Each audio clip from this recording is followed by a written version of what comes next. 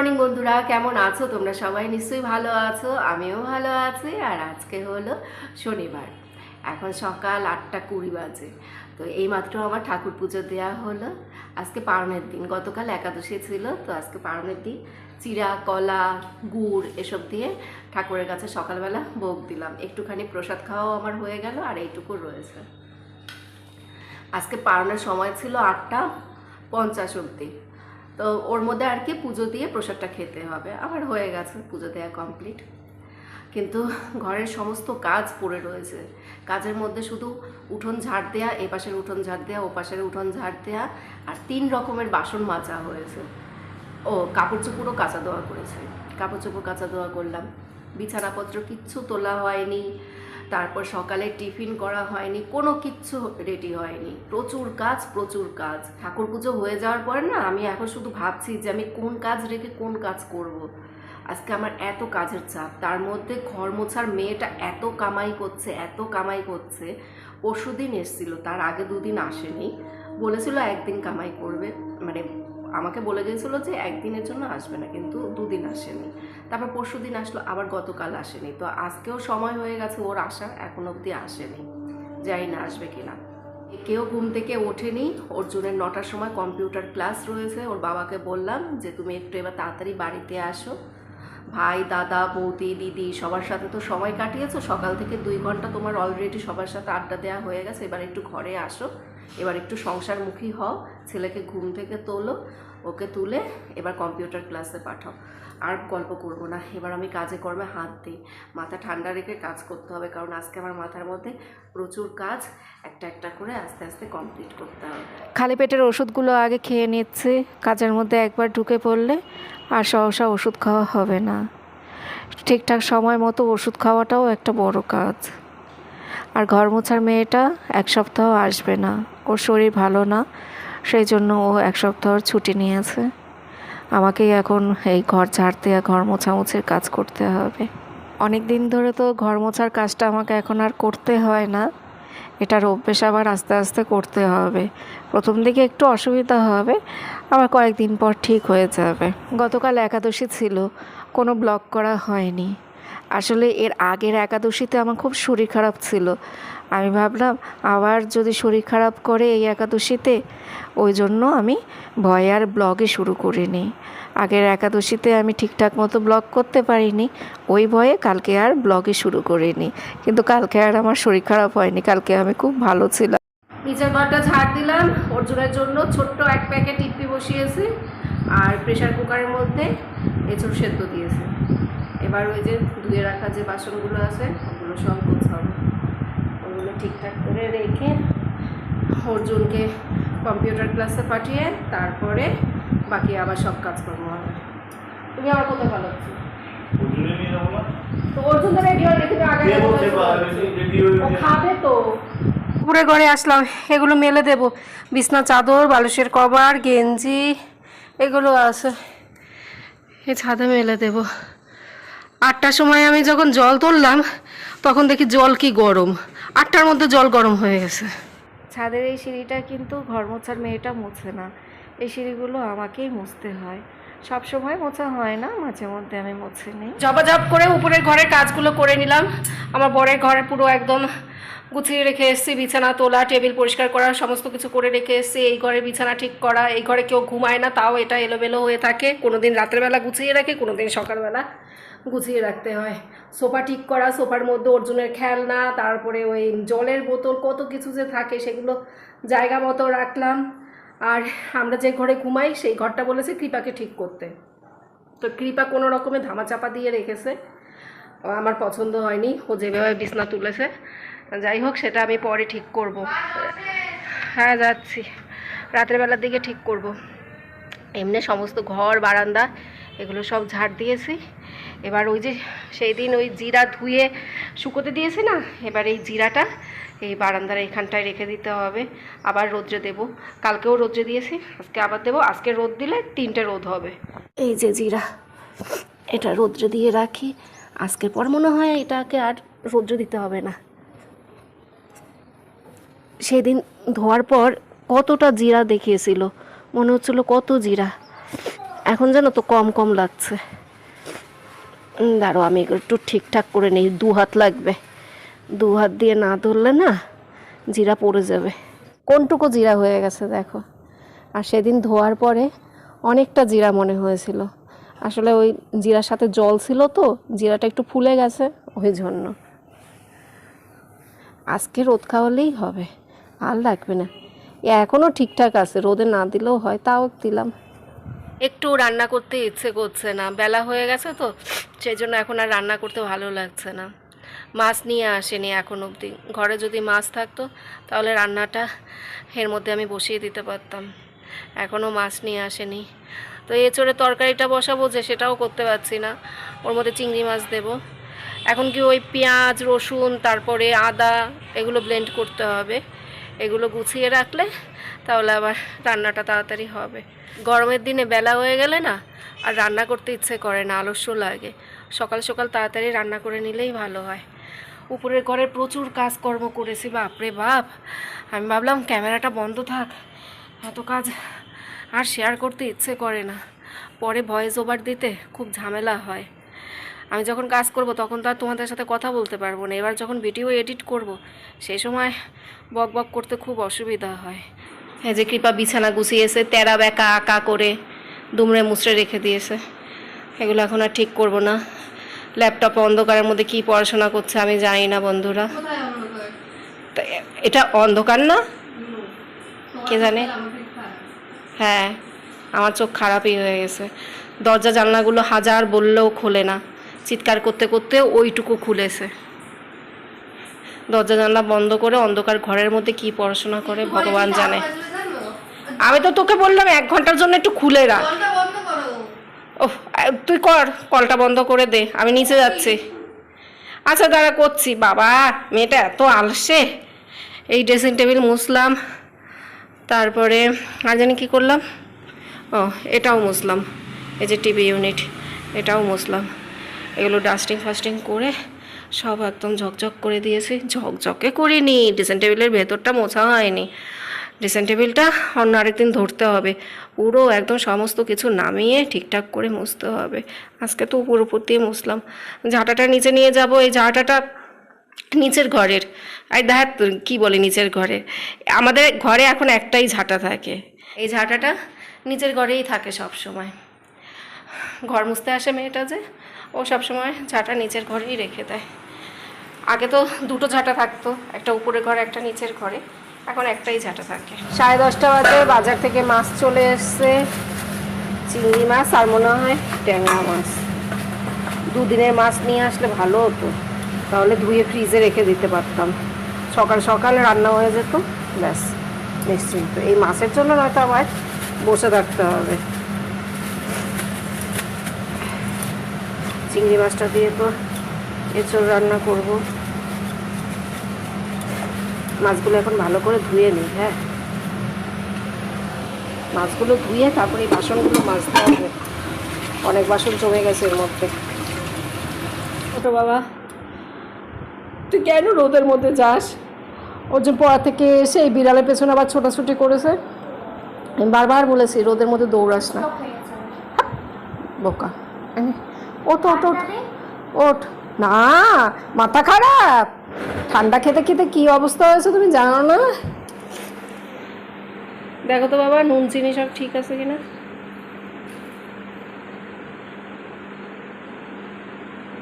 ঠান্ডা ছাড়া নুন চিনি একটু কম দিয়ে এগুলো খাওয়ার অভ্যাস করো, নুন চিনি বেশি খাওয়া ভালো না।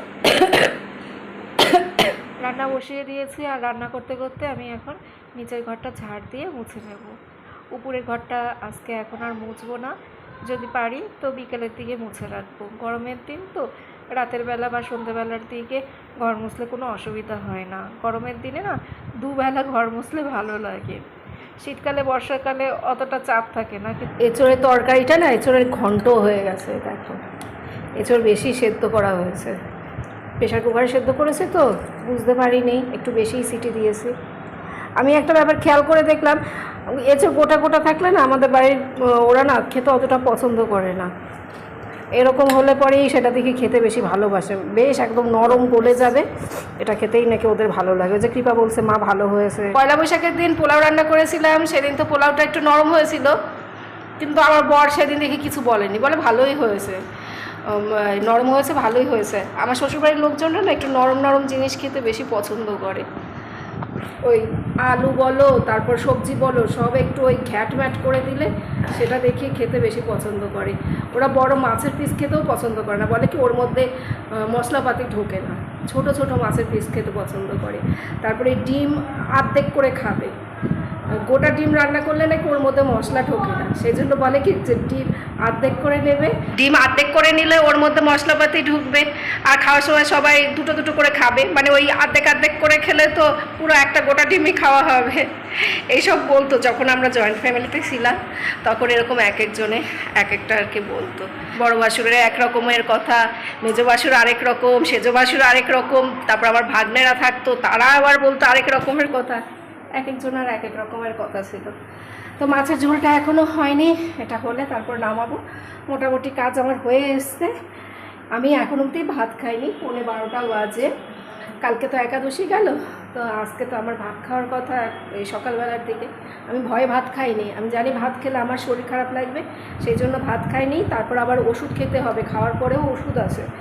তো এই এখন এই দেখো 12টার সময় এখন এই সকালের ওষুধ খাবো, এখন আমি ভাত খাবো, আমার কাজ হয়ে গেছে তো এখন আর কাজকর্ম নেই। ভাবলাম ভাত খাওয়ার পর শরীর খারাপ লাগলে আমি আর কোনো কাজ করতে পারবো না, সেই জন্য আমি সমস্ত কাজ সেরে এখন ভাত খাচ্ছি। ভাত খেয়ে তারপরে ওষুধ খাবো, ওষুধ খেয়ে তারপর ভিডিও নিয়ে বসবো, তারপর আবার বিকেলের দিকে ব্লগ শুরু করবো। তাহলে বন্ধুরা আমিও এখন ভাত খাই, তবে পান্তা ভাত খাবো, পান্তা ভাত রয়ে গেছে একটুখানি, সেটা খেতে হবে। পান্তা ভাত দিয়ে নেই এঁচোড়ে তরকারি খেতে ভালো লাগে না, পান্তা ভাতের সাথে আলু ভাজা তারপরে ডিম ভাজা এগুলো খেতে ভালো লাগে, কিন্তু এই এঁচোড়ে তরকারি খেতে ভালো লাগে না। এই দেখো কতটা পান্তা ভাত, এত পান্তা তো আমি খেতে পারবো না, একটুখানি খাবো। আর আমার বর দেখি যদি ও দুপুরবেলা যদি একটুখানি পান্তা খায়, মনে হয় খাবে না। যাই হোক খাওয়া দাওয়া করি এখন তাহলে। গড়াগড়ি করতে করতে 5:30 বেজে গেল, তো ছেলে মেয়ের তো বিকেলের খাবারের সময় হয়ে গেছে।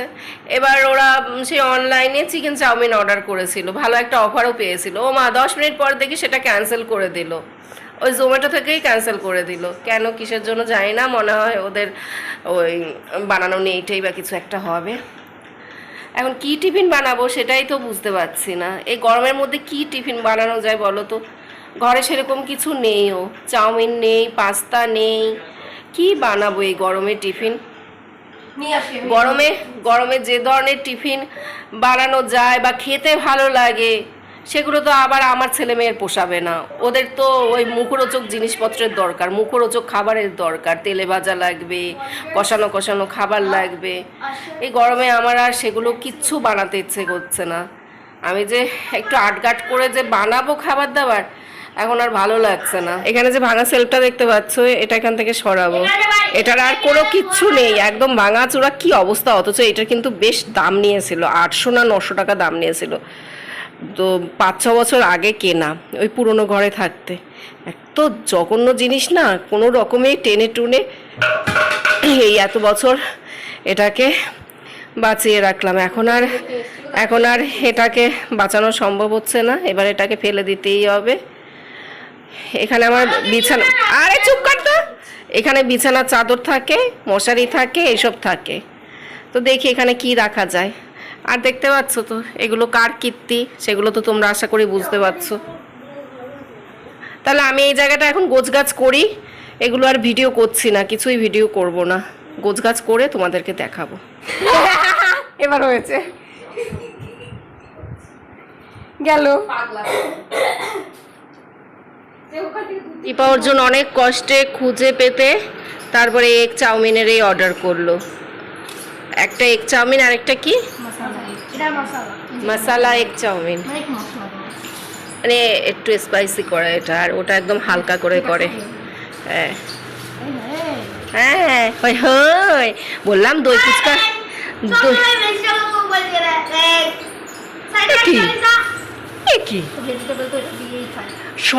কি বলে সস বলে, এই শসা পেঁয়াজ এগুলো কিচ্ছু খাবে না।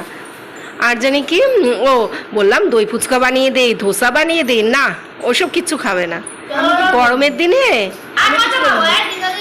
তুমি তো সুড়সুড়ি দেওয়ার মাস্টার, তুমি তো চুপচাপ থাকো, ভাইকে সুড়সুড়ি দিয়ে দাও। এই সেলফটা গুছিয়ে রাখলাম, ঘরে প্রচুর নোংরা পড়েছে, এগুলো এখন সব ঝাড় দিতে হবে। আর ভাবছি ঘরটা মুছেও রাখবো, বিছানা তারপর টেবিল সব পরিষ্কার করে রাখলাম। এখন এই ঘর ঝাড় দিয়ে ঘর মুছবো, উপরে সব ঘরগুলো মুছে রাখবো, তাহলে আর আমাকে কালকে মুছতে হবে না। গরমের দিনে যদি ঘর না মোছা হয় তাহলে কেমন জানি লাগে। আমি তো এই মাত্র নিচের ঘরে গিয়ে বাসন কোসন সব ধুয়ে তারপরে ডাইনিং রুম আর রান্নাঘর এগুলো সব মুছে রাখলাম। নিচের ঘরে গিয়েছিলাম মপ আর ঝাঁটা আনতে, এই দুটো তো নিচে ছিল, আর গিয়ে দেখি রান্নাঘরের অবস্থা খারাপ। একটু পর পর সবাই তরমুজ কেটে বের করে খায়, এই তরমুজ ফ্রিজ থেকে বের করে কেটে খায়। টেবিলটার উপরে সব কেটে কুটে রাখে, আঠা আঠা লাগে, পায়ের মধ্যে আঠা আঠা লাগে, টেবিলে আঠা আঠা লাগে, সেগুলো সব দিনের মধ্যে 14 বার করে পরিষ্কার করতে হয়। খেয়ে এমনকি জানো খোসাগুলো অবধি কেউ ফেলে না, খোসাগুলো ডাইনিং টেবিলের উপরে থাকে, কত আর করা যায়। একটু পরপর লেবু জল খাবে, লস্যি খাবে, কখনো আমি বানাই, কখনো কৃপা বানায়। আর গ্লাস মগ কাপ বাটি ঘটি চামচ এগুলো হতেই থাকে। তো সেগুলো সব ধুয়ে ঠুয়ে ওই রান্নাঘর আর হলো গিয়ে ডাইনিং রুম এগুলো মুছে রেখে আসলাম। দেখছি পায়ে কেমন আঠা আঠা মতো লাগছে, ওই যে তরমুজ খেয়েছে বললাম না, সেই জন্য। এবার উপরের ঘরগুলোও মুছে রাখবো। এই উপরের ঘর মোছা হলে তারপরে যাব বাইরে গিয়ে গাছে জল দেবো। কালকেও রাত্রিবেলাতেই গাছে জল দিয়েছি, গাছে জল দিয়ে তারপরে গা ধুয়ে নেব। বুঝতে পেরেছ কত আর কাজের কথা বলবো। অর্জুন পড়তে চলে গেছে, আর এই সুযোগে আমি উপরের ঘরটা এখন মুছে রাখবো। ঘর মুছতে দেরি, শুকাতে দেরি না, 5 মিনিটের মধ্যে ঘর শুকিয়ে যায়। কৃপা তো ওই ঘরে পড়তে বসেছে আর আমি এই ঘরে কাজ করছিলাম। ঘর বারান্দা সব কিছু মুছে তারপরে আমি গা ধুয়ে আসলাম। গা ধুয়ে কিছু সবজিপাতি কেটে রাখছি, সজনের ডাঁটা আর কাটুয়ার ডাঁটা কেটে রাখবো। কালকে অনেক সবজি বাজার থেকে নিয়ে আসছে। গরমের দিনে না আমার এই কোনো সবজিপাতিও খেতে ইচ্ছে করে না, এত সবজি যে কেন নিয়ে আসছে তার মধ্যে দাঁতে ব্যথা। কতগুলো ডাঁটা কাটলাম, এই হলো সজনের ডাঁটা আর এই হলো কাটুয়ার ডাঁটা, এগুলোকে মনে হয় কাটুয়ার ডাঁটা বলে। অনেক ডাটা কিন্তু এখানে, এই দেখো এখানে কত ওষুধ, এগুলো সব মন্দিরে ডিস্ট্রিবিউট করা হবে। মন্দিরের আশেপাশে যারা থাকে তাদের সবাইকে দেওয়া হবে। এখানে প্যারাসিটামল রয়েছে, কৃমির ওষুধ রয়েছে, মানে এমনি আর কি ওই টুকটাক যেসব ওষুধ থাকে না সেই ওষুধ মাঝে মধ্যেই ওখানে দেয়া হয়। এই যে আরও আছে এই ওষুধ, এগুলো কিসের ওষুধ? এটা প্যারাসিটামল বাচ্চাদের। এটাও তো মনে হয় কি এটাও প্যারাসিটামল, এটা একদম গুট্টি বাচ্চাদের। আমাদের জানাশোনা এক ডাক্তারবাবু রয়েছে, সে মাঝে মধ্যে এরকম ওষুধ দেয়। ওই মন্দিরের আশেপাশে যারা থাকে তাদের সবাইকে ডিস্ট্রিবিউট করে দেয়। 10:30 বাজে এখন, খেয়ে দিয়ে উপরে ঘরে চলে আসলাম। আর আজকে রান্নাঘর পরিষ্কার করতে খুব বেশিক্ষণ সময় লাগেনি, সন্ধ্যার সময় করে রেখেছি তো সেই জন্য। তো আবার হাত ধুতে যাবি, কৃপা অর্জনের খাওয়া হয়নি, ওরা ওই যে দেখো না ল্যাপটপ নিয়ে দুজন ভাত খাচ্ছে, ওই চোখের সামনে ল্যাপটপ মোবাইল এগুলো না থাকলে ওদের ভাত খাওয়া হয় না। তো এখানে দেখো বিছনার চাদরগুলো সব এই উপরের দিকে রাখলাম, চাদর বেশি তো ওই জন্য এই জায়গাটায় ধরেনি এই তাকগুলোর মধ্যে, তাই উপরেই বেশি টাল করে রাখা হয়েছে। আর বালিশের কভারগুলো দেখো এই যে এগুলোর মধ্যে রেখে দিয়েছে, এই যে এর মধ্যে বালিশের কভার, এই কুশন কভারের মধ্যে। গতকাল তো একাদশী ছিল, তো গতকাল থেকে আমি দেখো জপের মালা নেওয়া শুরু করেছি। এই মালাটা আমাকে ইস্কন মন্দির থেকে দিয়েছিল, আমাকে বলেছিল দিনে একবার এই মালা জপ করতে। সে সময় আমি প্রেগনেন্ট ছিলাম, অর্জুনের সময়ের কথা বলছি। তো আমি সেই সময় ঠিকঠাকই একবার করে দিনে মালা জপ করতাম। অর্জুন হওয়ার পর না আমি আর মালা জপ করতে পারিনি। তখন আমি ঠাকুরকে বলে রেখেছিলাম যে অর্জুন একটু বড় হোক তারপর আমি আবার শুরু করব। তো গতকাল থেকে আবার শুরু করেছি। আর তাছাড়া আমি না এখন কেমন যেন অস্থির চিত্তের মানুষ হয়ে গেছে, আমার মনটা এখন আগের মতো নেই। শুনেছি জপের মালা নিলে নাকি মাথা ঠান্ডা থাকে, তারপর মন শান্ত হয়। ওই জন্য ভাবলাম যে প্রতিদিন রাতের বেলা একবার করে জপের মালাটা নেব। এই একবার করে মালা নিতে নিতে যখন অভ্যেস হয়ে যাবে তখন ঠিক দিনে সময় বের করে 16 বার করে মালা জপ করতে পারবো। প্রথমে অল্প অল্প করে শুরু করি। তাহলে বন্ধুরা এখনকার মতো ব্লগ শেষ করে দিচ্ছি। তোমরা সবাই ভালো থেকো, সুস্থ থেকো, সাবধানে থেকো। আবার আগামীকাল তোমাদের সাথে দেখা হবে। গুড নাইট বন্ধুরা।